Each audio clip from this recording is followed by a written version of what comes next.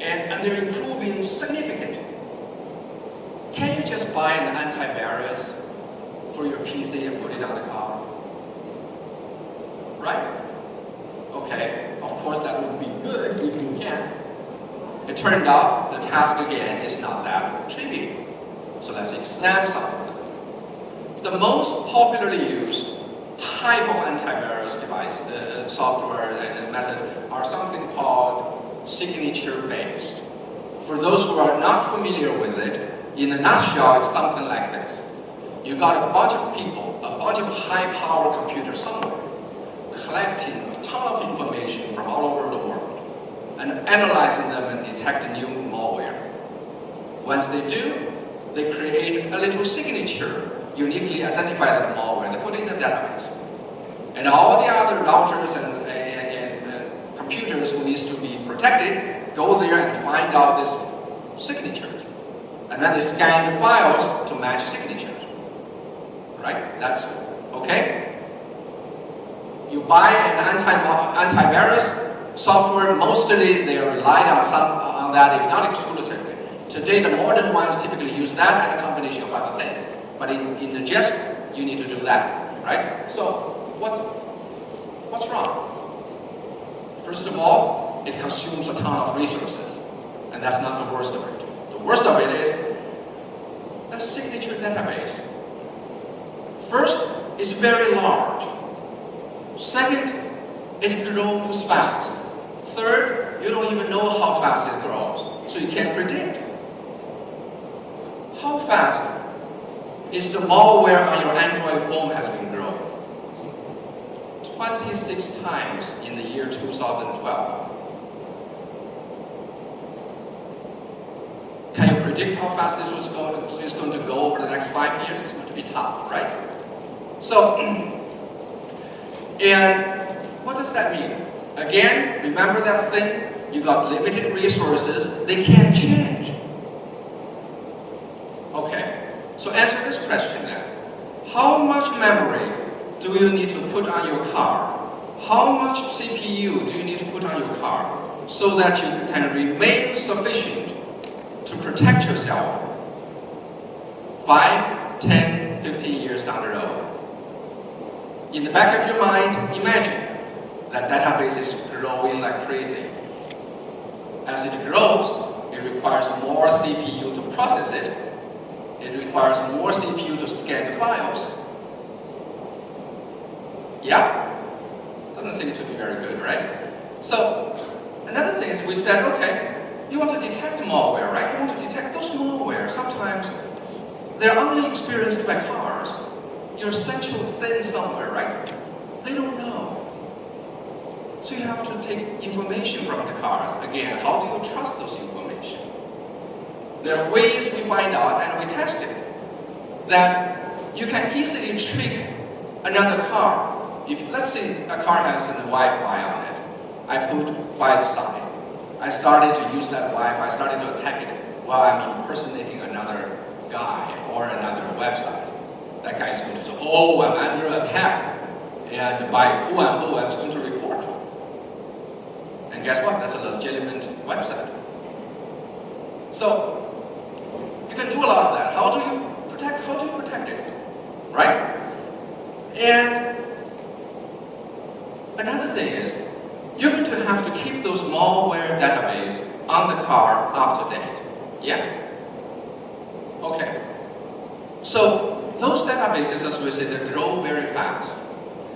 And another thing is, a lot of those malware that you detect in the back end over the internet have nothing to do with cars. And that's going to be the case in the future. Not every malware has to do with cars. Not every malware can hurt your car. That's the good news and bad news. The good news is, yeah, you're not exposed to the whole world of malware. The bad news is, if you don't know how to differentiate them, you end up updating your car like crazy unnecessarily. How crazy?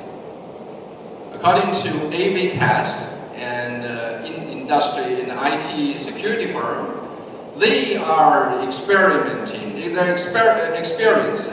200,000 new malware every single day. New malware encounters, 200,000. update your car like that, right? So, okay, let's see the more advanced things. There are more advanced things called heuristic and behavior-based techniques. Those techniques do not need another gigantic thing, right? They in itself is big. What do? They look at your code and try to figure out, are those code here bad? Are they going to do bad things to me?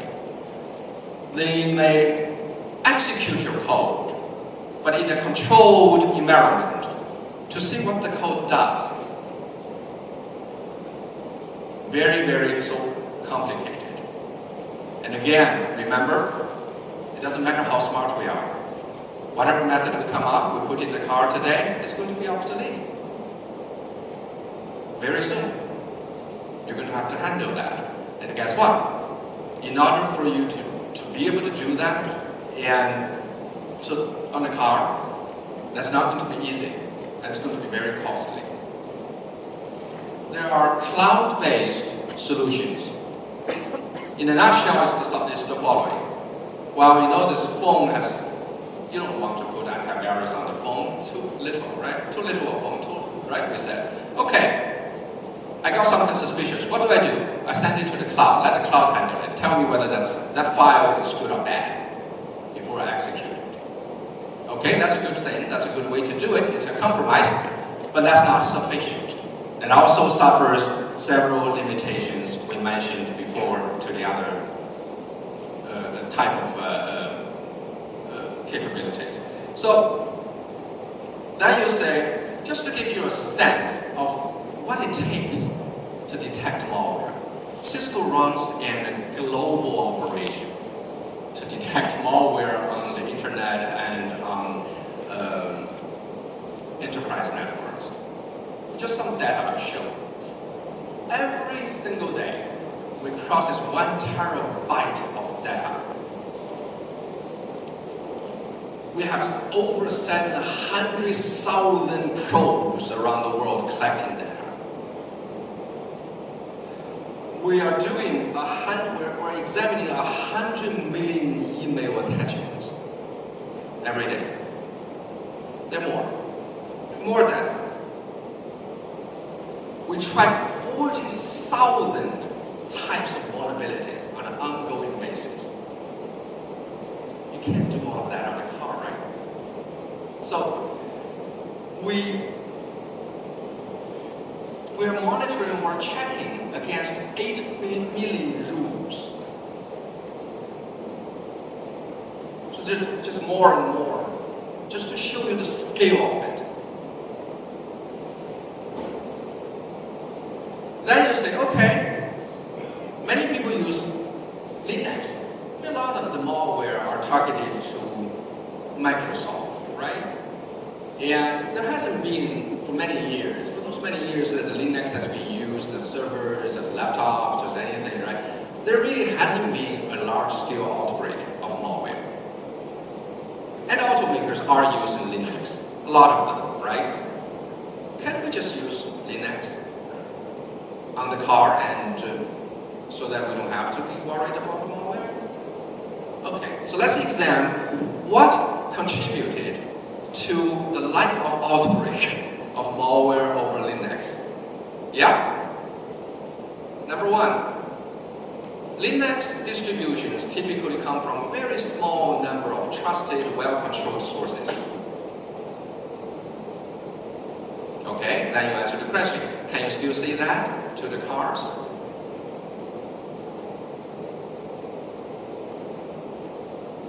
Remember that update thing, that OBD? Update can come from a lot of devices. They're not going to come just from a very small number of trusted sources anymore. Linux distributions are signed by the distributor. You have to, digitally, cryptally, and you have to check it before you use it. One of the types of malware that has been growing fast, digitally signed with legitimate keys and certificates. Okay? A large number of Linux distributions are available. That makes it not so easy for the malware to spread. You design a malware that spread on this type of Linux, it doesn't work on that type of Linux. So that discourages people, right? But you're not going to use a different Linux version on every single different car, right?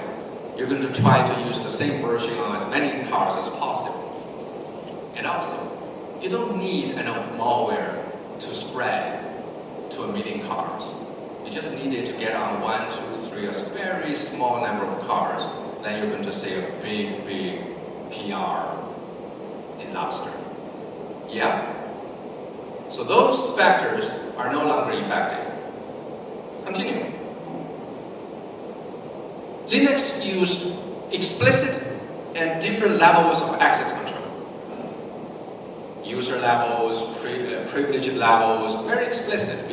Human have to be involved in order for you to run this, run that. Yes?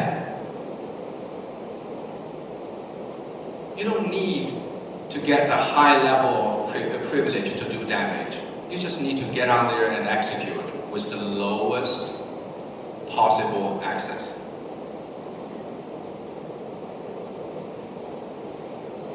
So the conclusion is that you will need some onboard defense no matter what, regardless of your operating system choice.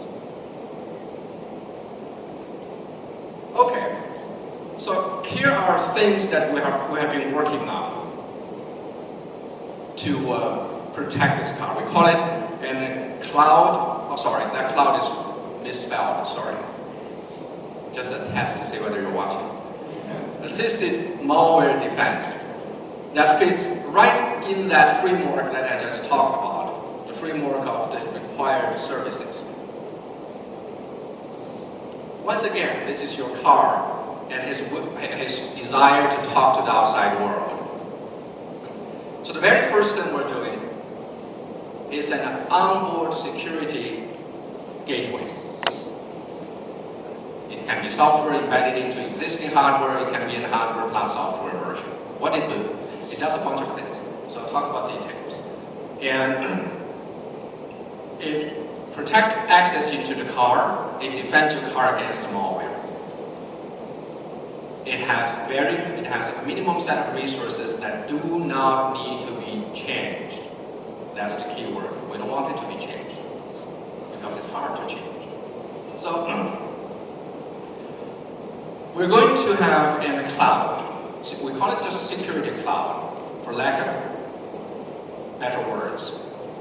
Why do we need both, right? We talk about, you can't just have all of that defense mechanisms on the car. You have to get assistance from the cloud. So what that cloud does is that cloud is going to provide assistance to the car. That cloud is going to protect traffic that goes through it to the car. And we can maximize that traffic by directing a whole lot of traffic through it.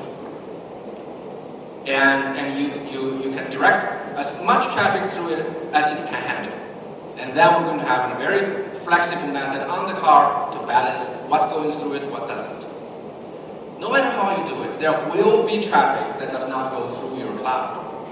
Yes, there will be local traffic, there will be your OBD dongles, there will be your removable memory, and there will be possibility that that cloud can handle that much simultaneous secure channels, right? So those channels that come to your car, malware will be able to reach it. Then what do we do? Just because a piece of malware gets on your car doesn't mean it can hurt you. It has to execute in order to hurt you, right? So we have mechanisms in there to make sure that even if you get on my car, I'm not going to allow you to execute. To do all of that, we said, you need a lightweight, very efficient protocol and procedures for the car and the cloud to work with each other. And we have designed the method that allows you to do it. That allows you to, for example, have a fixed amount of resources that do not need to change over time, but yet have up-to-date and adequate protection over time. And it's not trivial, as you can see. So given the time, I'm not going to be able to go into a lot of those details, just to show you one aspect of that. So we're peeling the onions deeper and deeper into it. This is one of the areas. We talked about this thing. Threats to a car is only experienced by the car being attacked in many cases, right? And those information need to be given to the cloud to be analyzed to detect threats.